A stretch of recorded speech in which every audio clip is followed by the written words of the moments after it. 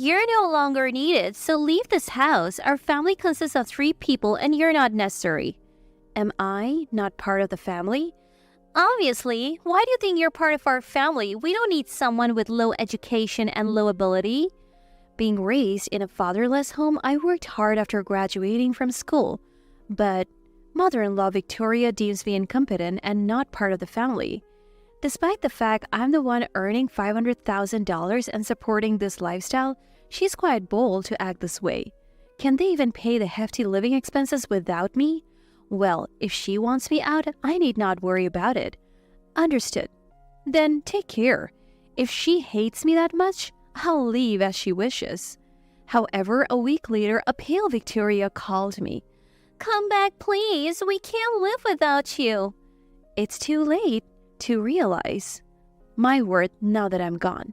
They must be living a nightmare, but they need to suffer more to appease my anger. The moment Victoria heard my response, she was lost for words. I'm Kate, 29 years old, currently living off decent earnings from investments and business. I have no desire to squander, so my savings just keep growing. The only thing I've spent is on filial piety towards my mother. After all, my parents divorced when I was young and my mother raised me all by herself. She sacrificed a lot while working part-time to raise me. I'm truly grateful to her. So instead of going to college, I worked tirelessly after high school graduation and even sent money home. I still send her enough to live comfortably, take her on overseas trips a few times a year, and my filial piety is my current work motivation. One day, through a friend's introduction, I met Chris. It's really amazing that you run your own company at our age. I respect you. He truly respected me, and I was increasingly drawn to his character. We started dating and married a year later. My mother, who was worried about my marriage, was truly happy. I was glad to get married, having focused only on work before. Soon after getting married, I was invited to a dinner at my husband's family home. Is it true you're not employed? Huh? I heard from my son, but you run a business, right? It's not making much money, is it? And your clothes look it too. You're an adult now, so work properly. Victoria seemed to have misunderstood me somewhat. Discussing specifics like my annual earnings would sound like boasting or make me seem arrogant, so I generally deflected such topics. I'm the one paying most of the living expenses anyway, and I made sure to communicate that I'm not burdening my husband. With that, the topic ended. However, I knew Victoria did have the best impression of me. She's from an older generation, likely thinking the best option is to work for a big corporation, but that's not necessarily the case today. I'm not causing trouble for anyone, so I decided not to let it bother me too much. One day, my husband called me for a talk. Hey, I need to talk to you. It seems Mom's illness has gotten worse and Dad's really worried. They're thinking about moving in with us. What do you think? Wait, your parents are moving in here? That's what's happening, yeah. My husband brought it up casually, but it was a proposal I did not want to accept. I haven't been particularly liked by Victoria since we married, and since she doesn't acknowledge me, living together could lead to unpredictable issues. No, I don't think living together is a good idea. What, you don't care about my parents? I thought you would be a bit more concerned. It's not that I'm not worried, but can't we think of some other solution instead of living together? I was determined to prevent my in-laws from moving in, but it was hard to progress the conversation with my husband.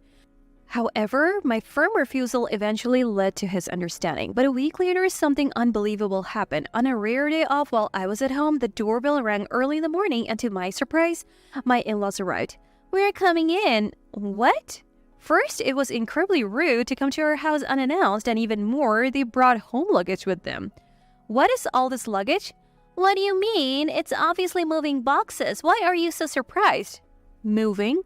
I wasn't informed of any such plan. Of course you weren't. You never accepted us, but it's good that Chris agreed to take us in. Despite our discussions, my husband went ahead and allowed my in-laws to move in. This was shocking, especially since their rented home was already terminated, and they had packed everything, making it impossible to send them away. I had no choice but to accept this situation. But from that day on, my stress skyrocketed. Working mostly from home, Victoria began to nag me incessantly. What are you doing? Pretending to work? I am actually quite busy. Can you please leave me alone? Busy playing and acting like you're in business, not even doing any housework? With my hectic work schedule, I had no time for household chores, expecting Victoria, who was idle at home, might take them on.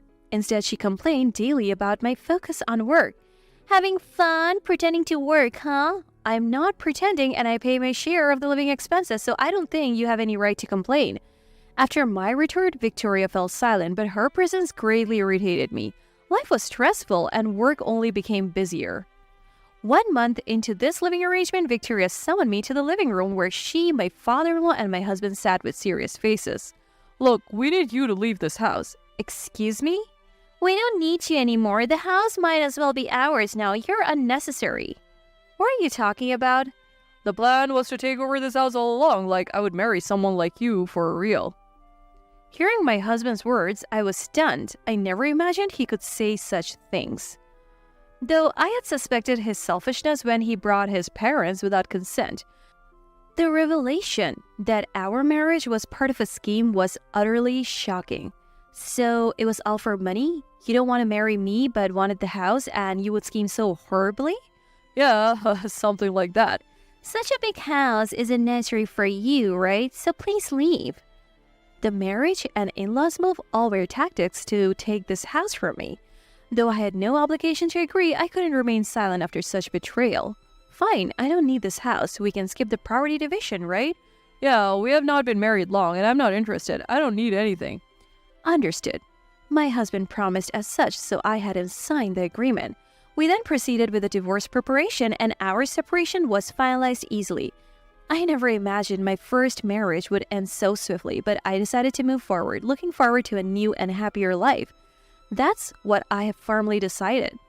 After the divorce, it took a few days to complete various procedures, but just as everything was about to conclude, Victoria called me. Hello? What's this agreement about? Are you referring to the lease agreement? Victoria seemed surprised when she contacted me, probably under the impression that the house would be hers. However, the place was an office leased by my company, not a home I owned. In this day and age, buying a house isn't a wise asset-building move. This was a rental? I assumed it was your own house since it was fully furnished. Who said it was my own house? This was my home office space and it's rented? But what's this amount? Rent for $3,000? We can't possibly afford that. Well, as the divorce is final and you'll be living there, you'll need to sign a new lease. My company used to pay the rent, but now that it's no longer an office, the upcoming payments are up to you. As I was about to end the call, Victoria's voice, loud enough to hear even as I pulled the phone away, continued in anger. I wasn't informed of this. Chris thought this house was owned too. You tricked us. Well, I didn't mean to deceive. You seem really eager to have the house, so I left it to you. I could have continued living there post-divorce, but I wouldn't be able to sign a new rental contract, so consider it a parting gift. Silence followed from Victoria. She spoke as if I had deceived them, but I was the one who was deceived. They are the ones who betrayed me. They had no right to blame me, considering their plan to betray me. When I was faced with a divorce, I wondered about the living expenses, but since we're strangers now, I didn't dwell on it. Stop joking around. How can you enjoy tricking people like this? We can't afford this kind of rent. I managed to pay that amount easily. It's pitiful that two working people can't afford what one was managing. I paid it alone, after all. As I spoke in a disdainful tone, Victoria fell silent, obviously upset. After a brief silence, Victoria resumed the conversation with a calmer voice. So wait, does that mean you were making a lot of money? Yes, but did you just realize that? I'm not bragging, but I was earning around $500,000 annually. What? I had no idea you were making that much. I was an ass, so I didn't mention it. It's not something to boast about. Bragging about income is vulgar. I never took pride in merely earning money. As a child, I was mocked for being poor and despised classmates who boasted about their family's wealth. So I vowed never to adopt a superior attitude about finances as an adult. That's what I have firmly decided. But to be earning that much? Oh, and just so you know, the rent was separate. It was a business expense for my company, but I managed to save quite a bit in a year. I only spent on savings or trips with my mother.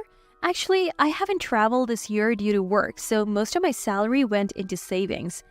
Does that mean there is a significant amount for property division? Forget this rental house. Give me that money. Victoria, initially disappointed to learn the house was rented, was now eyeing the revealed fact of my $500,000 savings. She quickly latched onto the idea of property division. Divorce means splitting assets. You know that, right? Sure, but haven't you read the contract? Didn't you see what you signed? What? I made sure you signed it. It states that there will be no division of property post-divorce. I'm not splitting my husband's assets nor my savings. We both signed that agreement. Victoria seemed to forget we had discussed this as if she had suddenly developed amnesia. But as I mentioned the agreement, she momentarily fell silent, only to resume, "That's invalid." Really? What are you thinking? Trying to deceive me and take over the house and now claiming the agreement is invalid? Please stop. If you cause any more trouble, I'll sue for damages. Damages? Always interfering with my work and harassing me, and I could take you to court for marrying me under false pretenses. You might want to reconsider your position. At the mention of damages and court, Victoria must have been frightened. She stopped complaining. Deeming further conversation with Victoria a waste of time, I hung up the phone. I informed my ex-husband that if he continued to live in that house, he would need to sign a new lease. He tried to contact me repeatedly, but I ignored him until the incessant calling drove me to answer. Hello? What's with all these calls is driving me insane. Can we pretend the divorce never happened? I was really wrong. I'm sorry. What? That's ridiculous. Why should I do that? I was appalled that after all the deceit, he now wanted to pretend the divorce never happened. I can't afford life anymore. You were paying most of the rent and living expenses, and I've been splurging with the rest. Most of my salary goes to paying off credit cards now, and Dad quit his job thinking we had the house secured. What? He quit his job? He took early retirement because the company was failing, and there was a good severance package. Then use that money to live. No, that was foolish, and bought a car with the severance money. I couldn't fathom their thought process over the past month. It was clear they were in a dire situation, but after all the deception, it was audacious of them to seek help. We are divorced, strangers now. What you do with the house, how you live, it's none of my business. If you continue bothering me, I'll sue for damages and make sure it's thorough. Please don't say that. I did love you. In my own way. Sure, I wanted the house, but deep down, I cared for you. Once you deceive someone, you can't expect them to trust you again. The world isn't that forgiving, and you, being an adult, should know better than anyone. Don't bother me anymore. With that, I ended the call and turned off my phone, ignoring any further attempts to contact me. Eventually, the call stopped, and I have no idea how they are managing now. I decided to cut ties with them and start a new life. I haven't been in contact with my ex-husband or his parents, so I don't know their exact situation. But from what I have heard through mutual acquaintances, my ex-husband quit his job. Apparently, after cutting ties with the parents-in-law, they lived separately, but he was overwhelmed by credit card payments and barely had money left for living expenses. Eventually, the stress became too much and he stopped going to work. He seems to have given up on everything, stopped making credit card payments, and is now proceeding with bankruptcy. As for the parents-in-law, they spend most of their severance pay on a car, leaving them with very little cash. Even with their pension, it's not enough to live on. So despite their age, they have had to take up part-time jobs to maintain a modest lifestyle. Both my ex-husband and parents-in-law, who once dreamt of living in a big, affluent house, are now living the exact opposite life. It seems this is the inevitable end for those who only view others in terms of monetary value and judge solely based on benefits. As for me, my business is doing well, and I'm living with my mother, managing to fulfill my filial duties every day. After work, we dine out, and on weekends, we go on day trips. I have decided to lead a happy life, and that's exactly what I am